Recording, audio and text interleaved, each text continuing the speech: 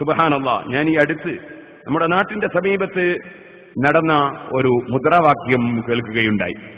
ആ മുദ്രാവാക്യം എനിക്കൊരാൾ കേൾപ്പിച്ചപ്പോ എന്താണ് മനുഷ്യൻ ഇങ്ങനെയും ആയിപ്പോകുമോ എന്ന് ഞാൻ ധരിച്ചുപോയി. വാസ്തവത്തിൽ ആ മുദ്രാവാക്യം വിളിച്ച ചെറുപ്പക്കാർ അല്ലാഹു അവർക്ക് പുറത്തു കൊടുക്കുമാറാകട്ടെ. അവർ സാധാരണക്കാരാണ്. അവർക്ക് അത് വിളിക്കാൻ പ്രചോദനം നൽകിയ ഒരു വിഭാഗമുണ്ട്. അത് പണ്ഡിതന്മാരുടെ പേരിൽ പ്രവർത്തിക്കുന്നവരാണ്. നിങ്ങൾ പത്രത്തിൽ വായിച്ചു കാണും, മാതൃഭൂമി 2013 നവംബർ 7 വ്യാഴാഴ്ച പോസ്റ്റർ കീറി തമ്മിലടിപ്പിക്കാൻ ശ്രമം എന്ന് പറഞ്ഞിട്ട് നാദാപുരം EKAP വിഭാഗം സുന്നികളുടെ പോസ്റ്റർ കീറുന്നത് പതിവായ മുടവന്തേരി കുഞ്ഞിപ്പുര മുക്കിൽ പോസ്റ്റർ കീറുന്നതിനിടെ 2 പേര് പിടിയിൽ. അങ്ങനെ 2 പേര് പിടിക്കപ്പെട്ടു എന്ന് പറഞ്ഞു. ഞാൻ പറഞ്ഞു വരുന്നത് ആ പിടിക്കപ്പെട്ടതാണോ അല്ലേ അതൊന്നുമല്ല എന്റെ വിഷയം. ഞാൻ പറഞ്ഞത് എന്തിനാണ് ഇങ്ങനെ ഒരു പോസ്റ്റർ കീറാൻ? അതിന്റെ ആവശ്യം എന്താണ്? പോസ്റ്റർ ഒട്ടിക്കുന്നേ എല്ലാവരും ഒട്ടിച്ചോട്ടെ, ഒട്ടിക്കാത്തവർ ഒട്ടിക്കണ്ട. പക്ഷേ അതിന്റെ പേര് എന്തെല്ലാം ചെറിയ വിഷയങ്ങളാ, എന്തെല്ലാം ഭിന്നതകളാ, എന്താണ് ഇതിന്റെ ആവശ്യം എന്ന് മനസ്സിലാവുന്നില്ല.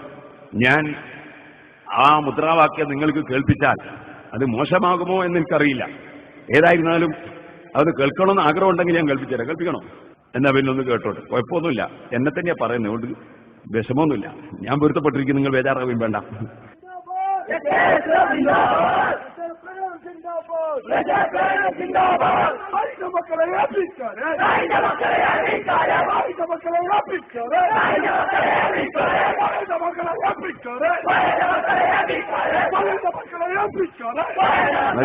മതി.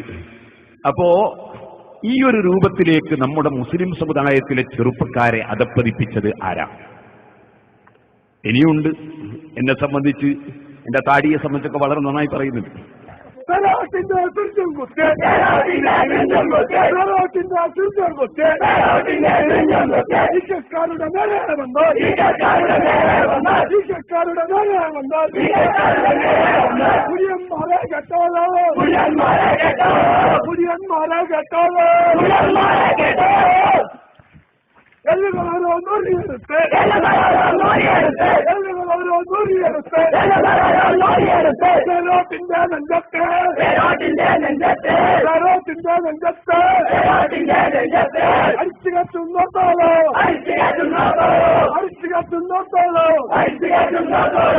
കള്ളത്താടി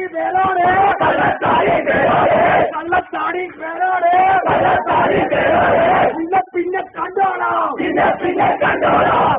അപ്പൊ ഞാൻ പറഞ്ഞു വരുന്നത്, ഈ രൂപത്തിൽ നമ്മുടെ ചെറുപ്പക്കാരെ അധപ്പതിപ്പിച്ചത് ആരാണ്? ആ ചോദ്യത്തിന്റെ മറുപടി നമ്മളെല്ലാവരും ഒരുമിച്ചിരുന്ന് ചിന്തിച്ച് ചർച്ച ചെയ്ത് പരിഹാരം കാണേണ്ടതാണ്. അല്ലാഹു സുബ്ഹാനഹു വ തആല ആ ചെറുപ്പക്കാർക്കും അവരുടെ പാപങ്ങൾ പുറത്തു കൊടുക്കുമാറാകട്ടെ. അവർക്ക് നല്ലത് അല്ലാഹു കൊടുത്ത നാവ് കൊണ്ട് ദിക്റ് ചൊല്ലാനും സ്വലാത്ത് ചൊല്ലാനും ഖുർആൻ ഓതാനും നല്ലത് സംസാരിക്കാനും അല്ലാഹു ഭാഗ്യം നൽകുമാറാകട്ടെ. മുസ്ലിം സമുദായത്തെ അധപ്പതിപ്പിക്കുന്നതിന്റെ ഒരു ചെറിയ ഉദാഹരണമാണ് ഞാൻ കേൾപ്പിച്ചത്. സംഘടനാ സങ്കുചിതത്വത്തിന്റെ പേര് എന്തും പരസ്യമായി വിളിച്ചു പറയാൻ ഒരു മടിയുമില്ലാത്ത ഒരു സമൂഹമായി നമ്മുടെ മുസ്ലിം സമുദായത്തെ ചിലർ അധപ്പതിപ്പിച്ചിരിക്കുന്നു. നിങ്ങൾ ആലോചിച്ചു നോക്കൂ, ഇത് മറ്റ് സമുദായങ്ങൾ കേൾക്കുന്നില്ലേ? മറ്റുള്ള കക്ഷികൾ അറിയുന്നില്ലേ? നമ്മുടെ ഈ സമുദായം ഇന്ത്യ രാജ്യത്തേക്ക് വന്നപ്പോൾ 12 ആളുകൾ മാത്രം വന്നപ്പോൾ 10 സ്ഥലങ്ങളിൽ പള്ളി നിർമ്മിച്ചിട്ടുണ്ട്. ആ പള്ളി നിർമ്മിക്കുന്നതിന് ഇവിടെ സൗകര്യം ചെയ്തു തന്നത് ഈ രാജ്യത്തെ ഹൈന്ദവരാണ്, ഹിന്ദുമതക്കാരാണ്, മറ്റ് മതവിശ്വാസികളാണ്. ആ മറ്റ് മതക്കാർ നമ്മെ ആദരിച്ചതും സ്നേഹിച്ചതും നമ്മോട് സഹകരിച്ചതും എന്തുകൊണ്ടാണ്? നമ്മുടെ മുൻഗാമികളായ ആളുകളുടെ സൽസ്വഭാവം കാരണമായിട്ടാണ്. ഈ സൽസ്വഭാവത്തിന് പകരം ഈ ദുഷിച്ച സ്വഭാവം നമ്മുടെ കുട്ടികളുടെ ഹൃദയത്തിലേക്ക് ആരാണ് കൊണ്ടുപോയി ഇട്ടുകൊടുത്തത് എന്ന് നിങ്ങൾ ആലോചിച്ചു